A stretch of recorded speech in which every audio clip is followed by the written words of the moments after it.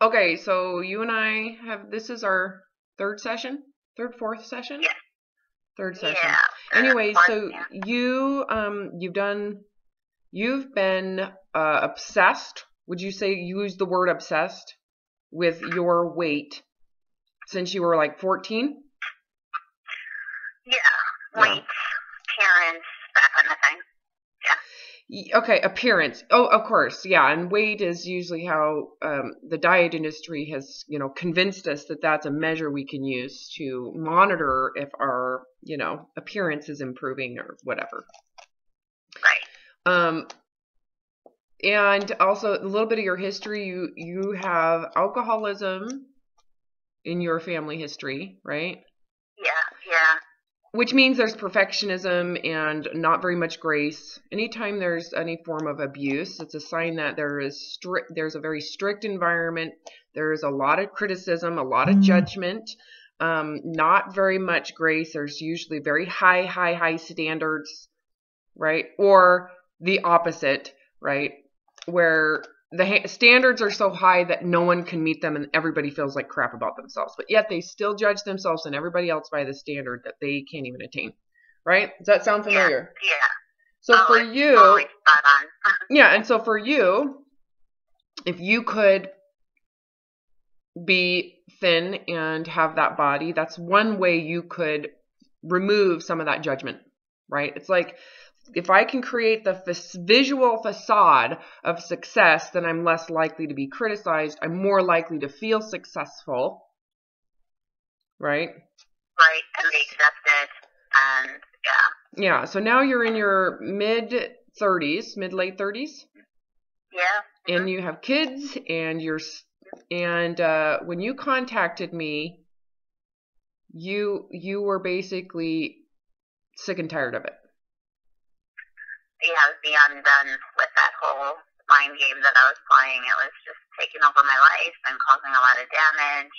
I developed eating disorders, and it's just... Hey, did you ever get treatment? Did you ever go to treatment for the eating disorder? Yeah. Yeah. Tell me what type of treatment you had. It was, therapy and nutritional health as well. It was effective, but there was definitely components missing, and I knew it, and it just was so hard to figure out what that was. And so it wasn't, now I know. Yeah, so it wasn't a lack of desire on your part. Do you see that maybe on the other side of it, that maybe the therapy side of it, just they didn't, maybe how many of the people that you got help from actually have had an eating disorder and have fully recovered from it? How many people do I know? Yeah, that you got help from. Oh, that I got help from? Oh, I don't know. I don't even know. Yeah, I don't know what their backstory was. I just, I was in a very bad, my eating disorder came on like really strong and hard, and so I just got referred to this clinic, and they were very good. I mean, it definitely stopped the initial purging and all that stuff, but still, what was behind the binging and that whole cycle and that whole belief system that really you brought to the forefront of my mind, which really kind of just switched the whole thing in my head, and gave me the ability to stop that whole crazy cycle, was really at the core of all of it. They were kind of like tinkering around the edges and very successfully too, but there was definitely more behind what was going on that we weren't touching in that clinic. Yeah, and most people aren't aware. They haven't yet to experience full recovery themselves, right? They might be managing all those edges, right? They're managing the edges, right. So they say, "Oh, I haven't binged in a month," but so once a month is better. So that's better. I'll take it, which is agreed, but it's still not solving the problem. There's still anxiety. There's still stress. There's still this underlying sense of inadequacy. I mean, that entire foundation that it's still there. So it's just a matter of time. So exactly. It keeps you so vulnerable, I think. God. Well, and a lot of it stems from the fact that as of right now, and it is changing, they're approaching eating disorder is if you have a disease. Yeah.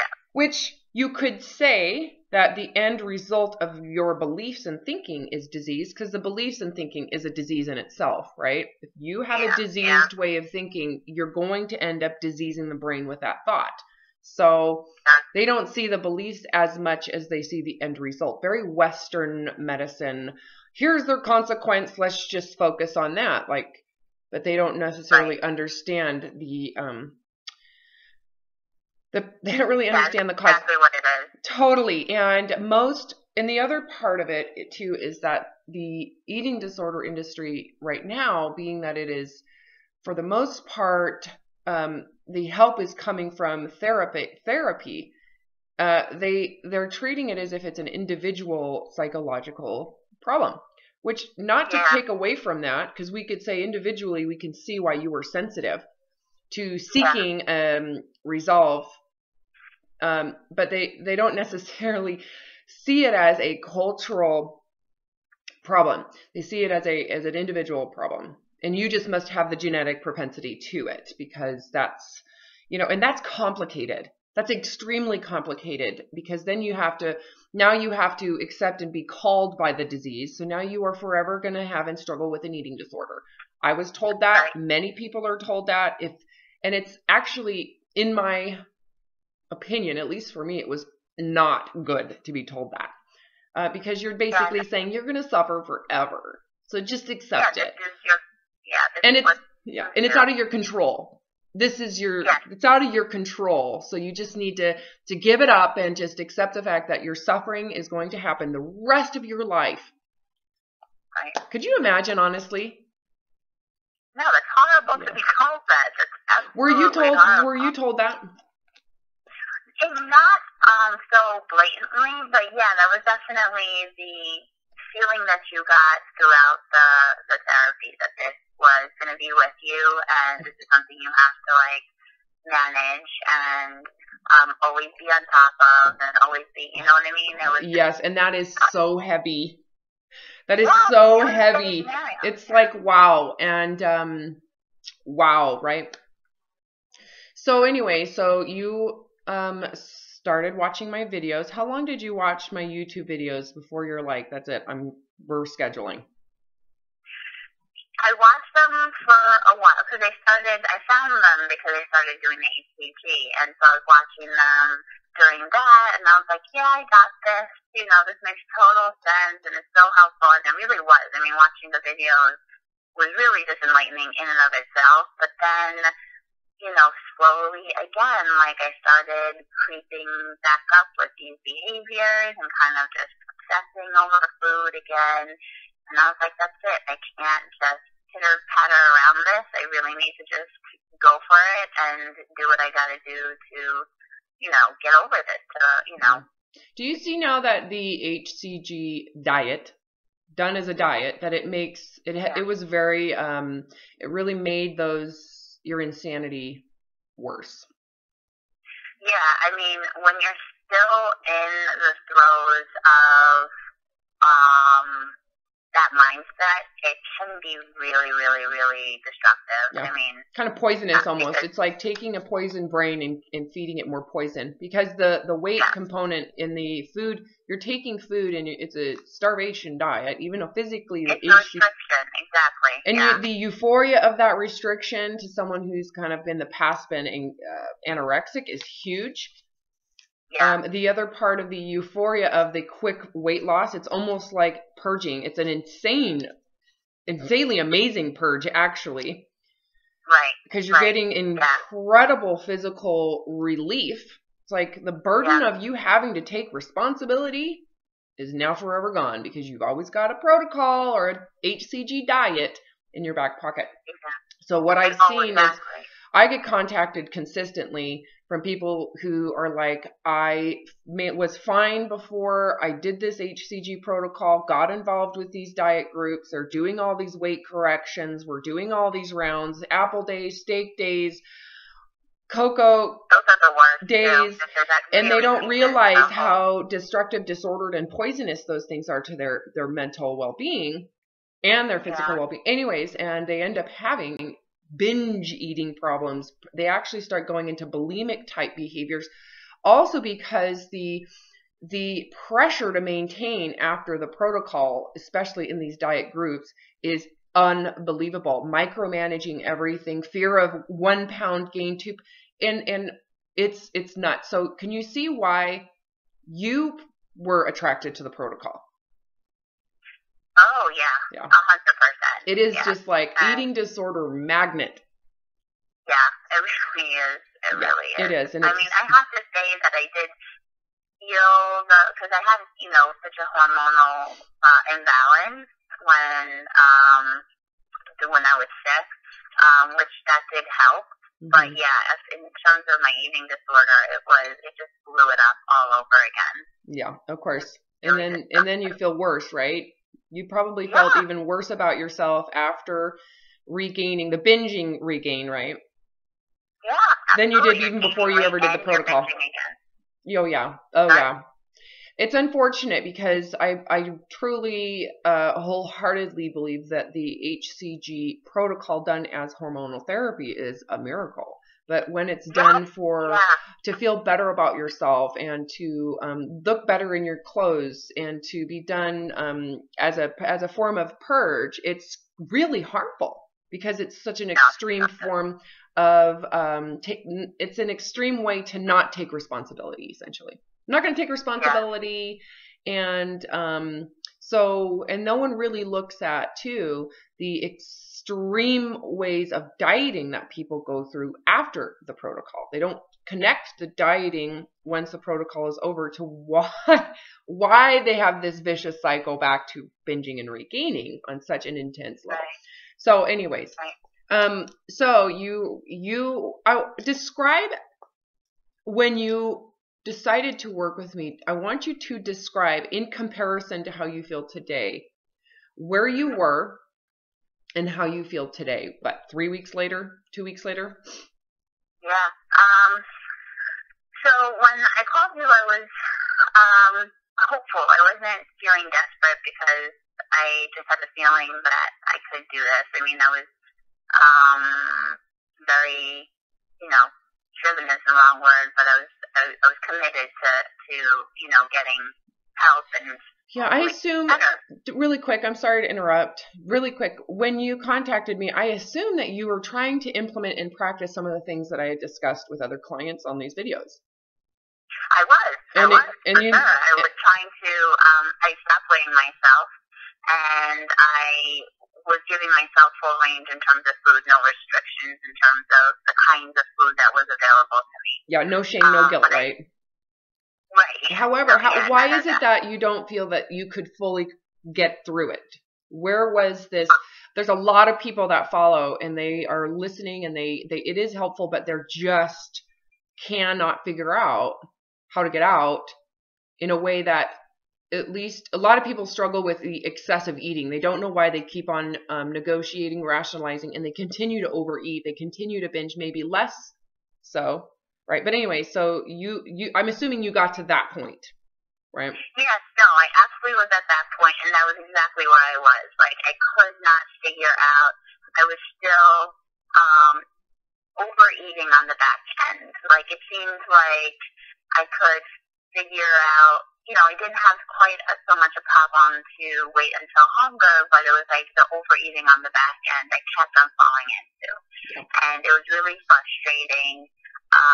And I couldn't figure it out. Like, I couldn't understand why I was doing the steps, but it still wasn't connecting. Yeah. And, so that's why I called you, because I'm like, I'm missing something, and maybe if it's, personalized to me, like, you can really help me, figure it out. And that's exactly what happened. I mean, I had been I've had years of therapy in my life where I could not get to what you broke down for me in literally one session. It was unfreaking believable. And it was really what was behind this perfectionism feeling, this need to be perfect, this anxiousness that I constantly had that stemmed from all of that. All of understanding all of that really broke it down for me, and I was able to just recognize it so much easier in the moment. It was really elusive to me before, but in the moment then, it became so much clearer. I was like, yes, I'm doing this because, of X, Y, Z, and I was able to really rein it in. And I didn't even have to. I mean, it just became just a non-issue. It kind of just dissolved in the air and it went away. It was unbelievable. Yeah, no, you find it amazing how it's the other approach, right? The peel the onion approach. It's so much stinking work. It's hard. Yeah. It's like, I have to manage this. We need to figure this out. It's got to be like, and it feels overwhelming because think of all the things before you were managing with this belief system. It's like, how can you ever recover from it from the inside out or from the outside in? How do you go from the outside and recover on the inside when it's cyclically creating itself from the outside in, right? It's like you're trying to fix it while it's still growing. Yeah, exactly. You're not changing the mechanism, and you're still trying to change the outside of it, but it's ass backwards. It's like it's working against you because you're still holding on to the belief system. Thank you. So it's these core beliefs we're indoctrinated into. Yeah. Yeah, core beliefs about who I am, what makes me worthy, and it's always in relation to the outside world. Yes. Yeah. Yeah, that to me is like, I consider myself a person who doesn't value these things, but you were really able to show me how, no, I really was. Like, deep down, I really, really was putting these things first. Yeah. Do you see, though, that the reason why maybe it was so effective is because you were so, I don't want to say desperate, but you were so willing. You wanted change. You wanted to figure this out. And therefore, you were open to listening. Yeah, no, I was open to whatever it is you brought on the table. I told myself before I even called you, whatever it is, I'm going to take it because I'm at that point where, this has to change now, and I'm not willing to wait any longer. Yeah. Would you say that when you had that conversation in your mind, you were aware that it might be painful? It what? That it might be painful for you. It might be painful. Oh, for sure. Yes. A lot of people, absolutely. Some people just don't ever want to take responsibility for that.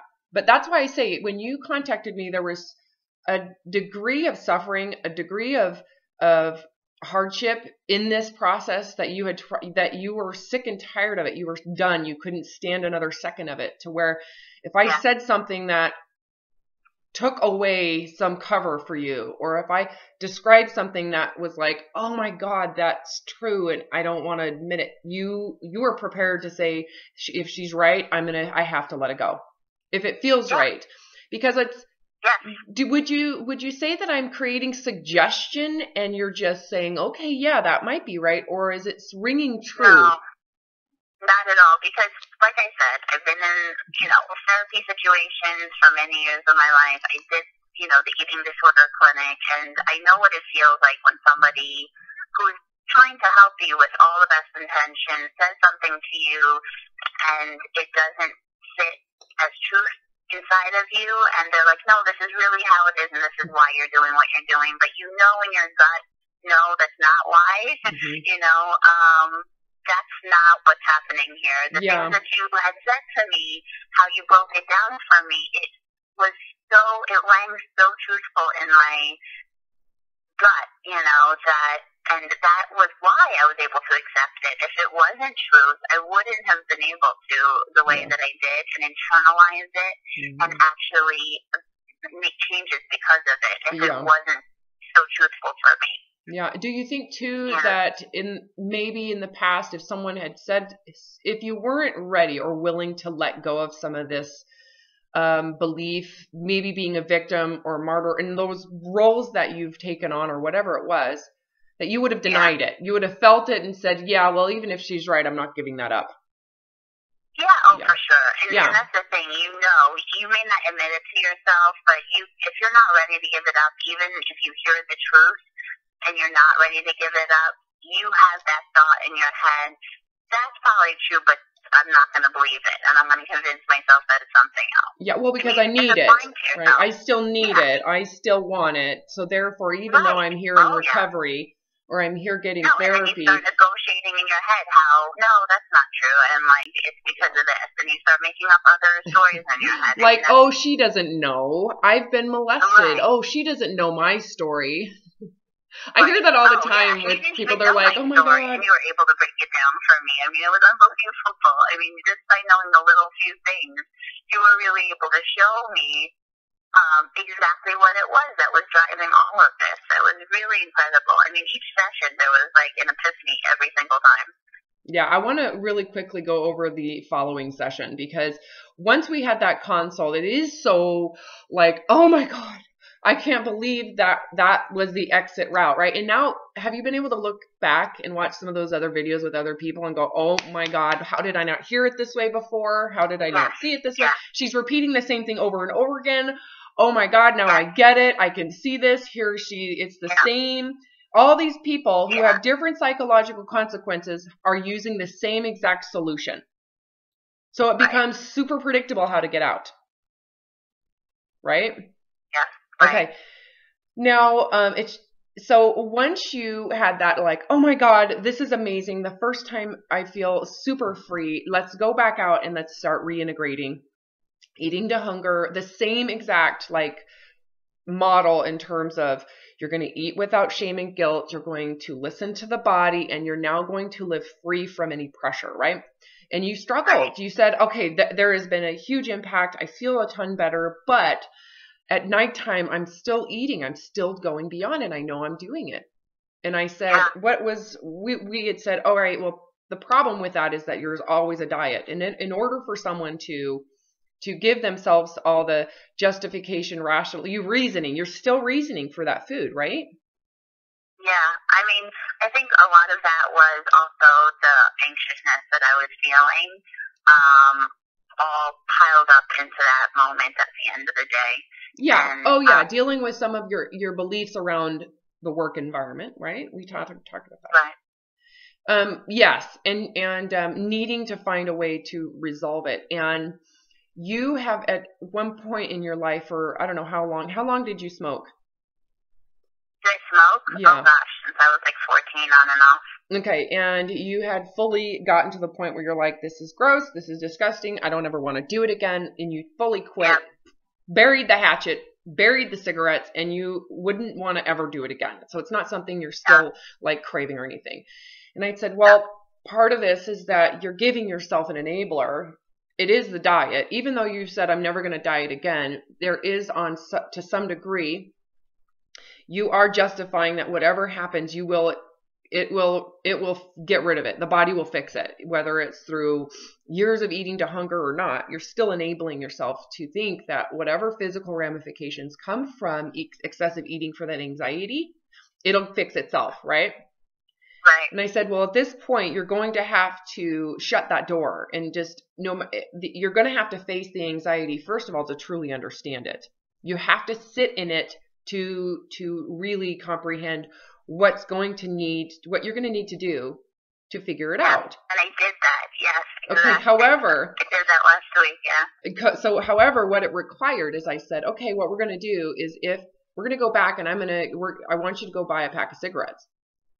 Yeah. And you were like, what? I know, I was like, I want you to describe it, how this worked for you. I want you to describe it. Oh, it was so brilliant, because at first when you said that, I was like overwhelmed with fear. I was like, oh my God, I don't want to have cigarettes on me. And but then I understood why you were saying it, and I bought the pack, and it was magic, because basically what happened was, what I was doing was, okay, I'm not going to eat, I'm going to smoke. If I feel anxious or I feel anything like I'm going to overeat, I'm just going to go for a cigarette. But of course, I wouldn't go for a cigarette, because I've been a year clean, and there's nothing that I would ever, there's no reason why I would ever go for a cigarette. So right there, it stopped me, because I wouldn't go for a cigarette. Then I had to reason or justify to myself, why would I then go for food? It's the same thing. And it stopped the entire process right there cold. Okay. Like that whole cycle of reasoning in your head as to, convincing yourself it's okay to go for that extra whatever. Yeah. you don't really need it when you're not hungry. No, you know? and you're holding yourself, you're positioning yourself to face why you're having this anxiety. So if you always are trying to turn away, like, I have this anxiety, I just want to relieve it, you're just looking for some form of medication. And the goal is to say, when we said, okay, food is no longer the option, but you can have cigarettes, you were just like, oh my God, I can't even. So with that one resolution, you were like, shit, I'm going to have to turn around and look at this. Once you start looking at that anxiety, right? Once you start looking at that boredom, and now you have to really think, how am I approaching my life to where this is full of anxiety? Do I really have a problem? Is this really that awful? Right? It's really about looking at your perception, because your life is your life. You're going to school, you've got your kids, you're working, all this stuff, and right? And you have to really look at, why is this creating anxiety for you, and how can you change your perceptions? Because the alternative, which is trying to medicate the anxiety, isn't an option anymore. Because you're stuck with smoking cigarettes and you don't want to do it anymore.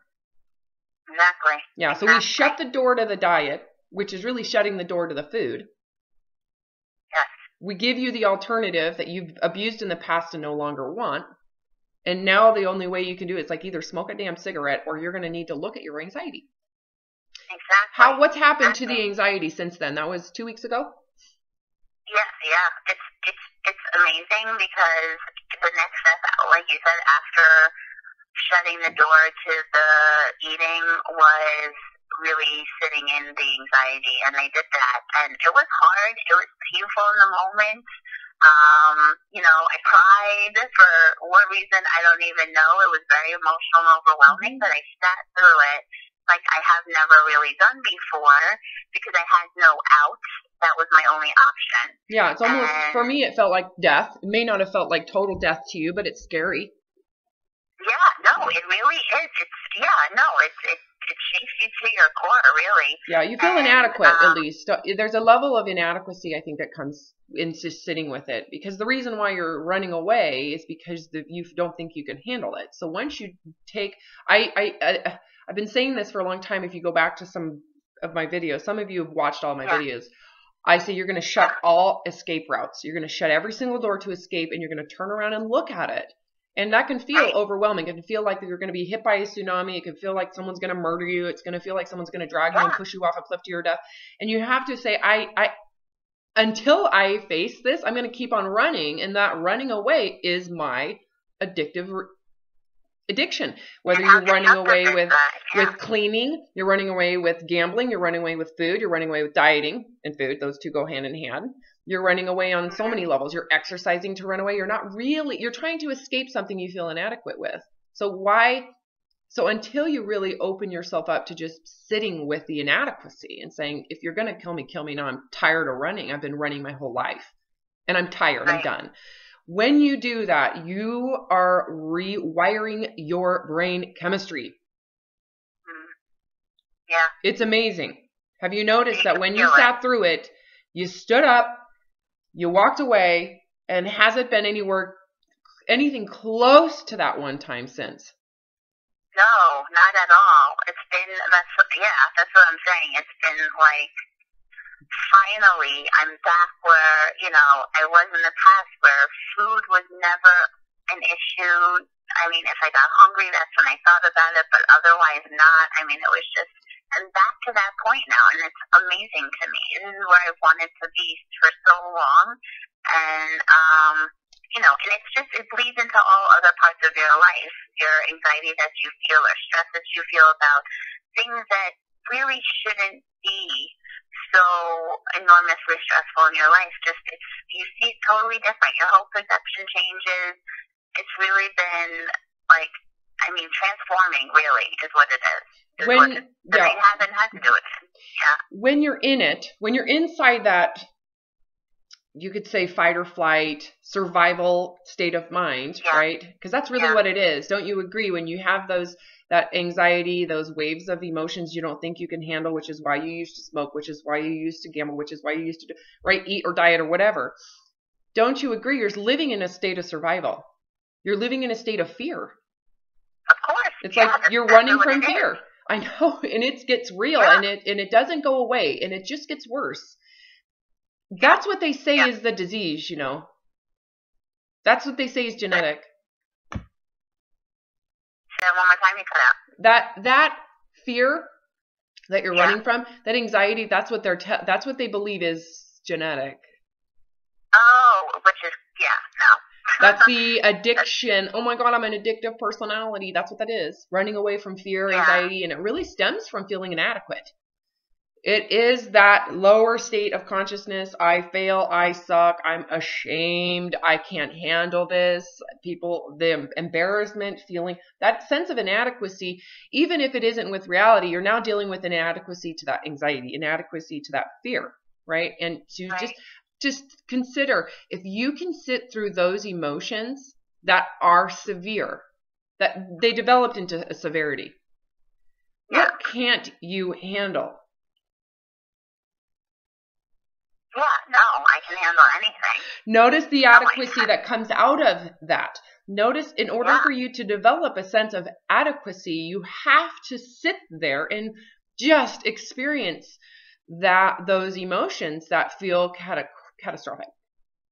It does feel catastrophic, I know. And I think it's a lot comes from like that emptiness that you feel that I think we just, or at least I just was running away from my whole life. That's a good, if you sit in it, that emptiness is actually, I think that's where you find these things that you're looking for, the adequacy, the strength, and you're not defending it. I think that's the key too. It's like, well, if you continue to defend those or fight those emotions, that's a sign of inadequacy. Right. If you just sit with it, you're saying the bare bones, the nakedness of my spirit, the nakedness of my desire to just be done with this, if I just submit to it in humility, right? In my desperation, in my, submission to it, that has to be enough because I'm done defending it. If I continue to defend this emotion, it's going to continue because it's keeping its existence by defending it. Because now I have to have the defense mechanism. So we're really talking about brain chemistry right now. That fear, fight, flight, survival area, the brain has to always be aware, has to always be awake. And that's where that anxiety comes in. That's where that fear comes in. And it's real. And for people who get conditioned with it, it's a day-to-day thing. For me, it was like 7, 8, 9, 10, 12 times a day by the time that I was willing to commit suicide over it. So, it's like, it's a real sense of I'm going to get killed. And it doesn't make sense, but it is insane and it happens quick. The whole body manifests. You're sweating, your heart's palpitating. It feels like it's real. The brain thinks you're going to die. It's amazing. Hypervigilance that you're always on watch, like always expecting something that to happen. Well, and you have to, I believe, for your brain to rewire, you have to sit through that and not respond. Absolutely have to. You cannot respond. No other way to deal with it. Yeah, some people will say just let it come in and let it go, and it's like that's not, because if you do that, you're still defending it to some degree. Right. You have to open your eyes.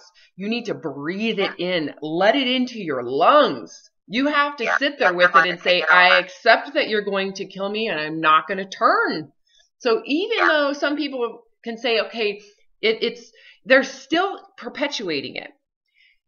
So any of you out there, any of you therapists, which I know you're out there, you have to encourage these people to open their eyes and take it on and breathe it in. You can't just sit there, close your eyes, turn away and let it go away and disappear, like hiding under the covers.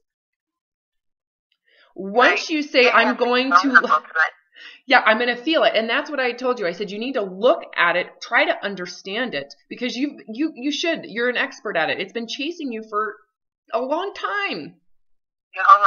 So you might want to look at it, get to know it, invite it in. And the crazy thing about it is it feels like it's going to last forever. That's because death is permanence.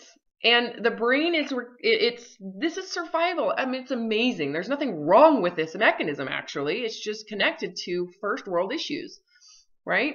Yes. So once it comes in and it feels like I'm going to have to live with this forever, don't you agree there is a level of I would rather live with this forever than to live with my defensiveness forever? Yes, absolutely. Yeah, it's because what I've been doing is living with this fear of panic and death and my defensiveness. So I have both. I don't want both anymore. So if I have to, I would rather live in this fear of I'm going to get killed. Right? It's like the fear of being fat forever, the fear of being a loser forever, the fear of being inadequate forever, the fear of everybody thinking you suck forever. Wouldn't you rather that? Yeah. I know. And it comes in, and the most amazing part about it is once you accept it as permanent, it goes away permanently because it's based around conditions. And you realize this, oh, this is totally conditional. This was because I felt like I couldn't handle it. And now that I can handle the worst case scenario, what can't you handle? Yeah, nothing. I know. You can handle anything. Have you noticed that fear is gone? Oh, it totally is. Totally. A lot of people say you're going to live with that forever. Forever. That's fine. No, but the reality is that true? Is that true for someone who totally goes in? Not. No way. No way. It's there's no escape route. There's no whoopee. There's nothing to cloak you over you. You're sitting there buck-ass naked saying, if you're going to kill me, go for it. I don't care anymore. Exactly. If you make yourself completely vulnerable to it and you have nothing, no defense anymore. And so that whole cycle is gone. Yeah, we could actually go into the brain chemistry. I'm sure someone smart enough out there or thinks they know enough that they could say, well, this is what's happening here. And anytime you defend, there's something happening here, which literally creates the feedback loops that creates this fight or flight continuum. Yeah. Did you hear that? Yeah. You have the beliefs. You have the defensive that comes in on this side of the brain. They create basically what's called a feedback loop. This one needs this to respond. This, as soon as this goes away, oh, we need more of this. It's called feedback loops inside the brain. And you have triggers which come from fear of inadequacy, fear of being judged, all of that. Woo, we've got more, which means, okay, yes, I'm going to defend it. So you have this, and it can get really bad to where it's obsessive. It's constant. That's obsessive compulsive. You're living in a state of fear and death. Anyway, so once you have this weird inadequacy and you have this amount of, you could say neurochemistry peptides coming into the brain saying, you're going to get rejected, you piece of shit. Oh my God, no one's going to love you. This part of the brain says, oh, death, death, death. Oh my God, you're going to die. And you know what you're not doing? Defending it. Right. You don't respond. And all of a sudden this goes, hold on, come on. And then it goes, oh, well, I guess we didn't need it. And the brain deconditions. And it's incredible how elastic the brain is because the deconditioning process for me in terms of having that fear of death, it lasted maybe 24 hours to where the first time was the worst. The next time I ate it was there, but then I was like, I didn't even respond to it because I had accepted death. I'd accepted being obese. That was the death for me. And to me, it was like, and then within 24 hours, it was just gone. Something that was so insane was immediately just within it was gone. It was an unbelievable experience. And I assume you are going through that same process. Yeah. I mean, something that I feel like has been ingrained in like every fabric of me is just completely not there anymore. And it was that fast. It really, really was. I mean, like you said, I don't know how many hours, 24 hours, whatever, but it was really just that instant, that moment that I decided to sit in that feeling, in that pain, in that discomfort. And be open to it. Right? Like something changes. Yeah. Yeah, well, partly because it was like, we said, okay, again, it starts with, and when you went and bought that pack of cigarettes, you sent me a text picture of it. I had asked you to.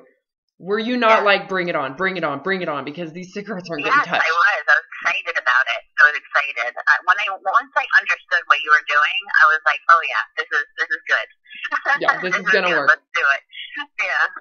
Yeah. Yeah. Now that you kind of walked away from those ashes and you can look back, can you believe how crazy it really is? No, it is crazy. Yeah. It really is. It's unfortunate. And how much of society you think is stuck in some form of survival, fight, or flight with something so not really a big deal? Doesn't mean that it doesn't feel like it's a big deal, but they're stuck in that loop of fear, fight or flight. Their brain is inflamed all the time. And like you said, to them, it's very real. I mean, it's your perception. I mean, it's all about perception, really, I guess. And it becomes very real, and it just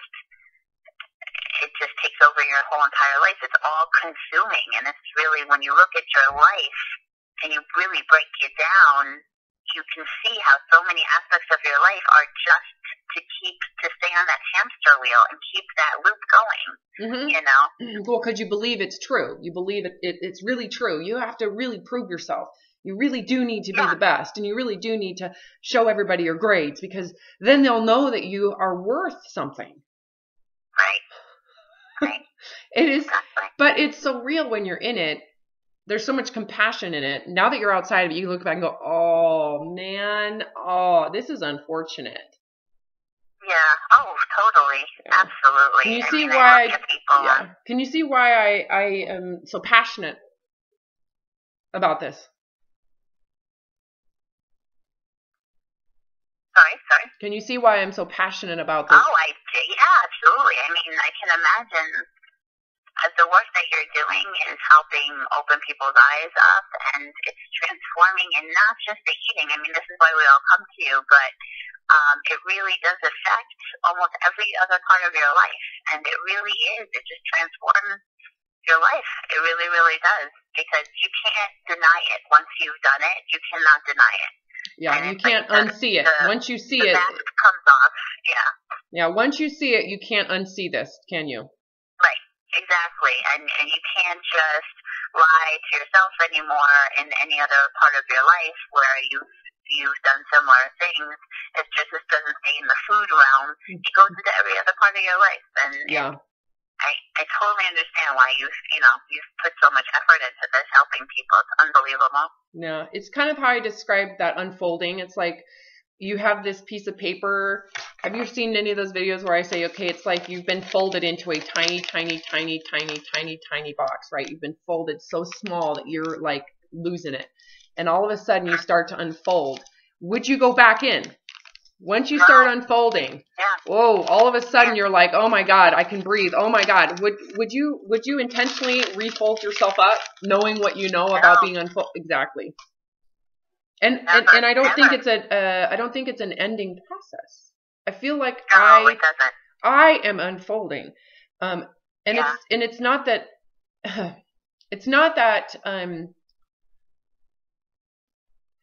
it's almost like the potential of unfolding is always there. It's a matter of just being aware. Once you become aware, it's almost like, wow, you become conscious of the infinite unfolding.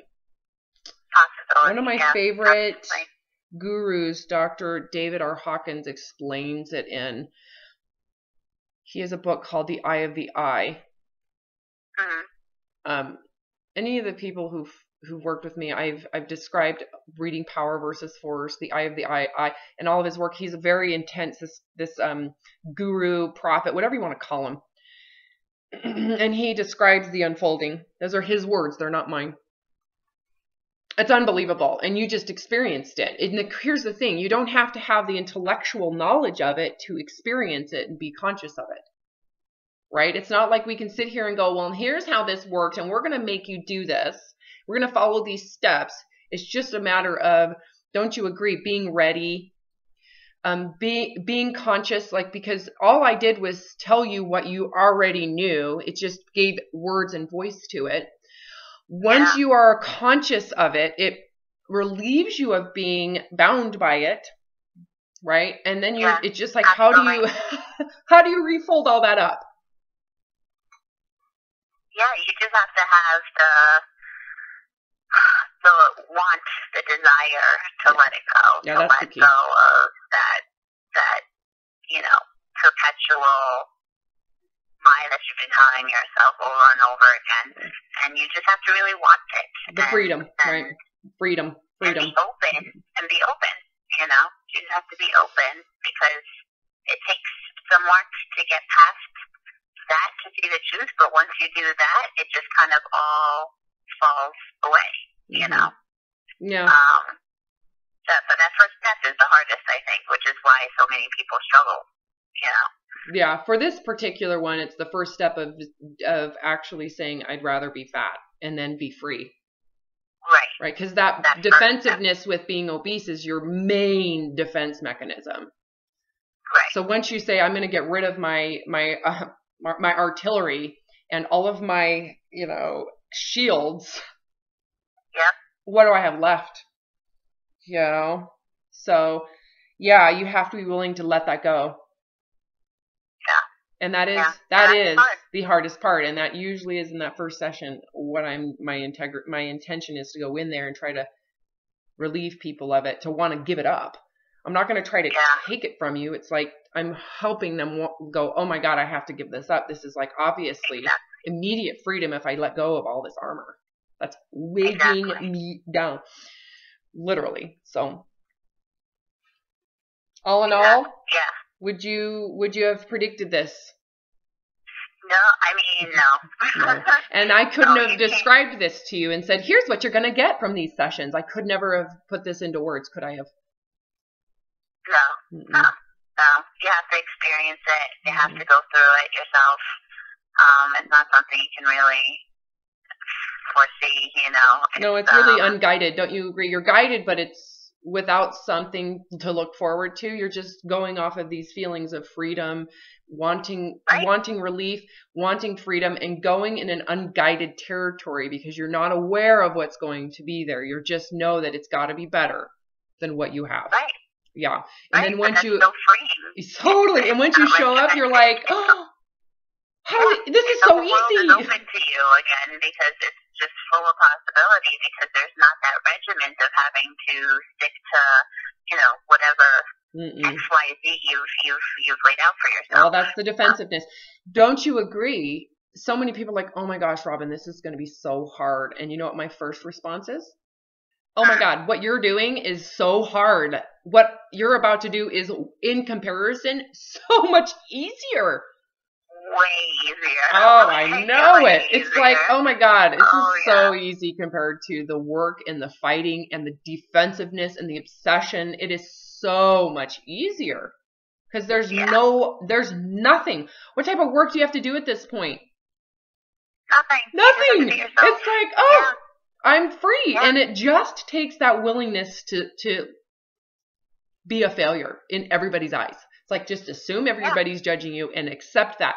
That's the alternative. So you either accept the fact that everybody thinks you suck and you're a failure and you're free to just be, to be truthful, to be okay with where you're at, to be in the presence of where you're at. There's no why would you at this point decide I need to be better at something? No. That's the insanity. You just stay with what you have and you're safe in what you have and you're not in fear with what you have and it's adequate, which relieves you from the survival mechanisms of the brain, which we're all very sensitive to. Yes. You've just lived for decades in survival. How did you like it? Oh, it was horrendous. I mean, there's no kind of life to constantly be.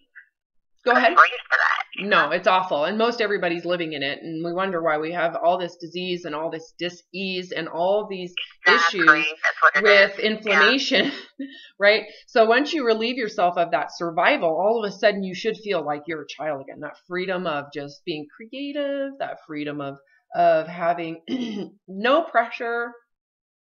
Yeah. And the world around you is in survival and pressure and oh my God, and you're sitting there going la la la la la la la la. Exactly. No, I mean it really does feel like you've stepped out of that, you know, I hate to say it, but that matrix of all of that and you're outside of it, you know, and you can just appreciate what you have in the moment and who you are in the moment. And you are now free truly appreciate it, not just, you know, say the words, but truly feel that appreciation. Living and in abundance for it, and just that's it. That's all you need. That's all that there is. Yeah. You know? So if you look up hierarchy of needs, go look that up. Basic psychology. Hierarchy of needs. Yeah. Ancient psychology, evolutionary psychology, you have now fulfilled your hierarchy of needs and now you have freedom. That's what this is. This is what they describe. Once a human being has what they need to survive and they feel confident and secure in that, they are now free to be, you're free to be what we as humans are wired to do in terms of pleasure. You're free to have pleasure at this point. You're free to create. You're free to evolve. You're free to explore. And in that freedom, there's lenience, right? Because you already are surviving. You already have what you need. So if you go out to explore, it's not fight or flight. This is life or death. I have to be perfect for this to work. In essence, you could say everybody who is in an addictive disease, they are essentially trying to survive. And so everything has to be perfect. And in that is destruction. And they need, because they're not surviving, the perfection is unrealistic. They need a narcotic just to get through it. Exactly. And that's so understandable. Don't you agree? It's like, oh my God, I have so much compassion. They're stuck in a survival mechanism and they literally feel like they're going to die all the time. And the only thing to get rid of that, because their beliefs aren't going to change, they have to have a narcotic to do it. Yeah, yes. It's a requirement. Makes so much sense why. Yeah. I know. And if you're raised by someone who's stuck in that, what do you think your view of the world's going to be? Yeah. You're inadequate. You're failing. You have to fix this. You need to get better. Oh my God, everything sucks. Drink, drink, drink. Smoke, smoke, smoke. Right. Totally. Exactly. The whole world is colored in this horrible way. I know, black and white. Stuck in a state of survival with first world problems. And it's crazy because we don't have issues with food. We're not gonna get killed by a bear. We are totally above and beyond secure in our environment. But we've created out of pride that we have to have all of this extra just to survive. So we're trying to survive with, I have to have better education. I have to have a nicer car. My kids, I have to have this perfect body. Like all of those we've made into necessity, which keeps you in this survival mode. And you wonder why you're sensitive to food and sensitive to stress and sensitive to all these problems. Yeah, and that's really key. I mean, that whole concept of those first world problems, putting it into a third world perspective, I think that's so true for so much of our society. I think that's so key. When you change your perspective on that, it really does just reframe everything. Oh, I would agree. Yeah. The other thing you should notice too is that you don't feel so insanely sensitive to gain. Yeah. There's a real sensitivity. I remember for me, it was bizarre and it was truthful and it was real. And I think, yes, some of it was psychological fear-based, but I think that created the true sensitivity of it. I honestly felt when I'd eat something, I felt like, oh my God, I can feel it. I feel sensitive. It's like not only is it psychological, but I think that you are actually, because of that inflammation, your body is absolutely more sensitive to gain because it needs to in terms of survival. So when you take someone who is inflamed like that, they're going to be more sensitive to food. Give them a more inflammatory food such as a starch or, a fruit and all those foods. They're going to be more sensitive to it because they're in a state of fight or flight to begin with. Right? So the alternative, so right now there's all this great science about inflammation, and then the compensation would be to eat anti-inflammatory foods. But ultimately you're not resolving the actual cause of the inflammation. You're just trying to balance it out through this. Essentially, you're taking it back into ancient survival, which is we can't eat hardly anything. We have to eat foods that are only available in starvation states, such as just meat, right? And fat. There's no abundance. And it's not solving anything. If you can take this fear and state of survival out, what happens to this person's body in relation to eating the abundance that we live in? You're not going to be as sensitive. Yeah, and that's another thing that I've observed. It's like, okay, so of course if this person's in a state of fight or flight, they don't even know it. If they eat more inflammatory foods, they're going to be more sensitive. Their hunger is going to go away very quickly. And I see that all the time. People who are in function eating, they can hardly eat anything because they are still inflamed and they still have the fat that's fueling the system. Once they get out of this state of survival to where you're at, all of a sudden what you're going to notice is that your body does not feel as sensitive. Yeah. You should feel, compare the first week like you should just feel like, And so like the first week that you did this after working with me, eating to hunger, you should have felt maybe still sensitive to these foods. You could have feel it. Whereas now you should feel like there is no issue. My body isn't responding to those foods. I don't have the same reaction. And it's not just psychological perception. My body's actually less sensitive. Yeah. Well, it's because you're not inflamed anymore. There's no inflammation. And it had nothing to do with changing your food. It had everything to do with changing your perceptions. Right. Yeah. Right. Also, their physical manifestations, yeah. You got it. You're not, your body, your brain is no longer telling you you're going to die, you're going to die, you're going to die. Yeah, this hyper activity going on. Yeah, and with that, sense of peace and calm, and your body responds in kind. It's calm. It's relaxed. Yeah. There's so much change. Yeah. I am, and I'm just, I witnessed this for me personally close to 18 years ago, and I have witnessed this with other people. You essentially went through what I went through. You know, I didn't have any guidance, although I had my out of body, which you could probably say was born out of my illness, right? You could say I was so desperate that my brain tried to find a form of survival, and it certainly did. It got me out. Yeah. Whatever you want to call those, out of body, delusions, whatever it was, it worked. And I basically took you through it. And it's incredible. I didn't know how to explain it after I had it because I didn't understand it, but it happened. And having to go through this, it's like we could honestly go into the brain and this could be biologically explained. It could. Yeah. You could call it miraculous. You could say you were saved by God. You could say whatever you want. But in all reality, I have a feeling this is truly a matter of just looking at ancient survival mechanisms in the brain and recontextualizing life relative to that.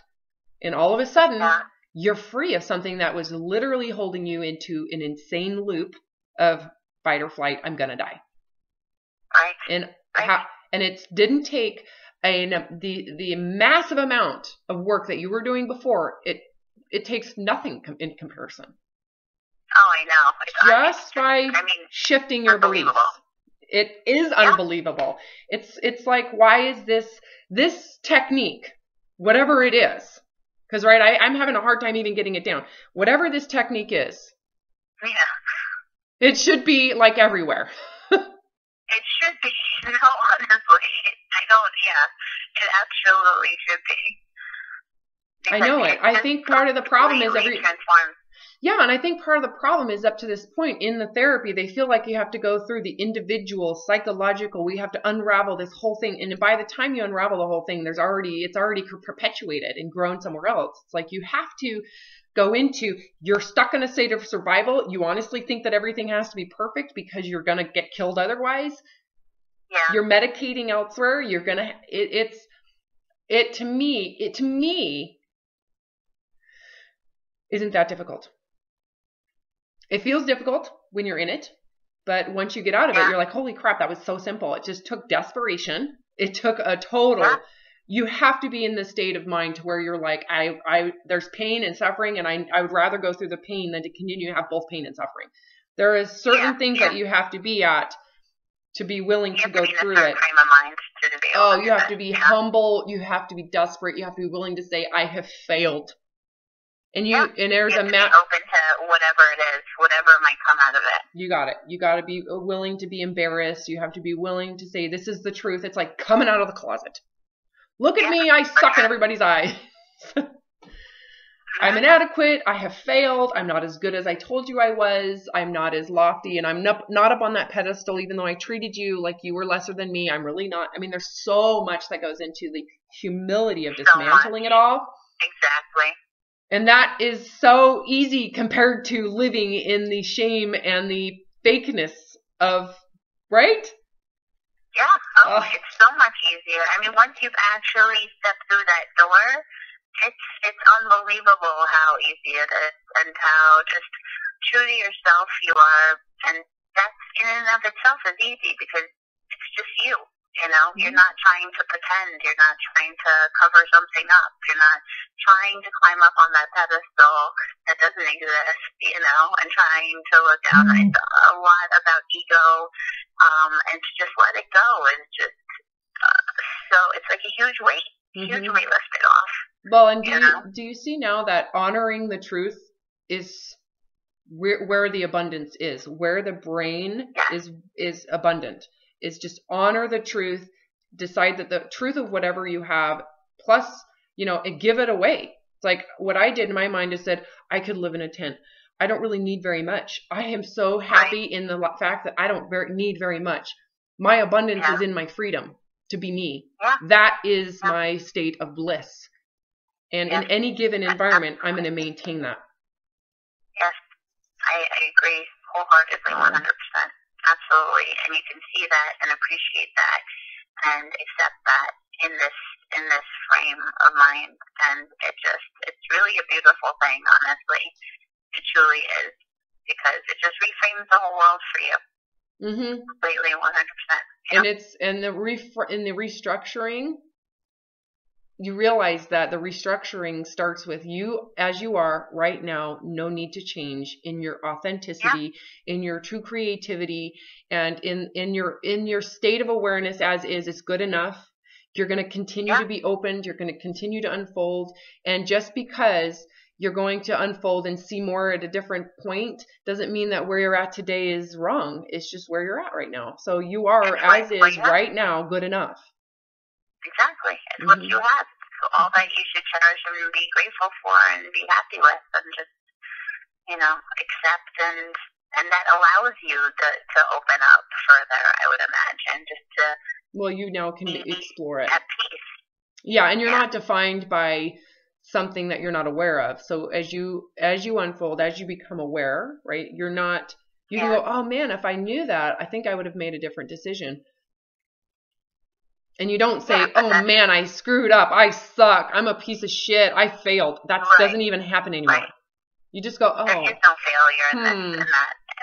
Yeah, you might have guilt and go, oh, I didn't know that it was going to happen. I wish I could do it different. But now I know. I know I'm not going to repeat that mistake again.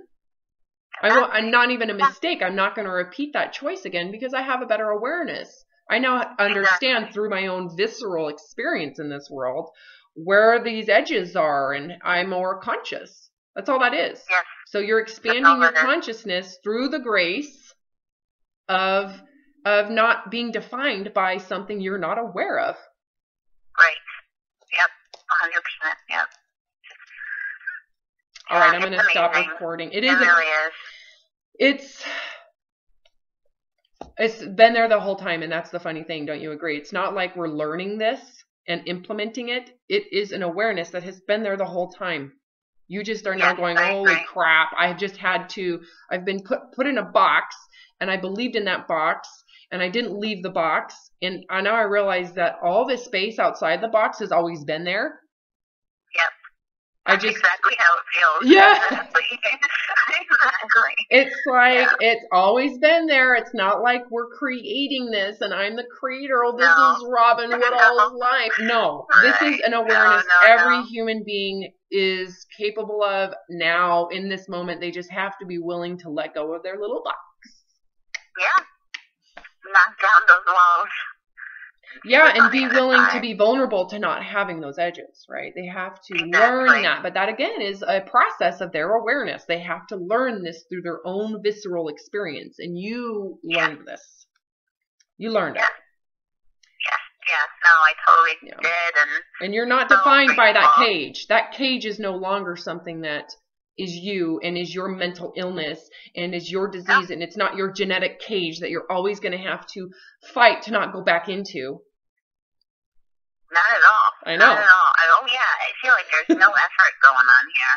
at this point. No. I mean, it's just being. Yeah. Just, people will ask, oh, you don't know. It could come back. It could come back. And what would you say to that? I could never. Yeah, it's like that would require that I take away a ton of consciousness. That I literally just black it out as if it never existed. No. How do you do that? I would never, it's like putting blindfolders on. Like, I would never do that again. Yeah, like, you can't unsee it. You cannot unsee this. Now, it doesn't mean that you cannot, on some other level, have an experience that might bring you back. We are human, but it's like what you do learn being human and having these survival mechanisms is you learn to detach. Right. You learn before you go into a risk, you learn to detach. You learn to say, I'm doing this out of creativity. I don't want to have a need or survive on this because then I have to focus on it. All of a sudden you do have to collapse in to a hyper focus on something. So yeah, I understand what you're saying. Yeah, even if I use what I'm doing with you, if this becomes a defining thing, then it becomes egoic, meaning I have to prove myself. I have to I have to have evidence. There's defensiveness, and I have to there is this neediness on it. So in my mind, I detach from it. I financially, I know I have a certain level of that I need to just pay the bills, but do I really need what I have? So there is a level of what I'd be willing to break down if necessary. I don't have to have this identity. If I do, then there's no evolution to it, right? Right. Then I can't evolve with it. It's like, and to me, that's part of I don't know. I don't want to be defined by this. I don't want to be defined by the HCG protocol. I don't want to be defined by Weight Loss Apocalypse. I don't want to be defined by whatever book that I read next. All of these are part of just me having the freedom to be creative and to learn and to make mistakes and to go, oh yeah, if I knew that, man, I would do things different. You can go back and look at all those videos when I started. Oh my God, there's so much stuff that I wish I could communicate back then.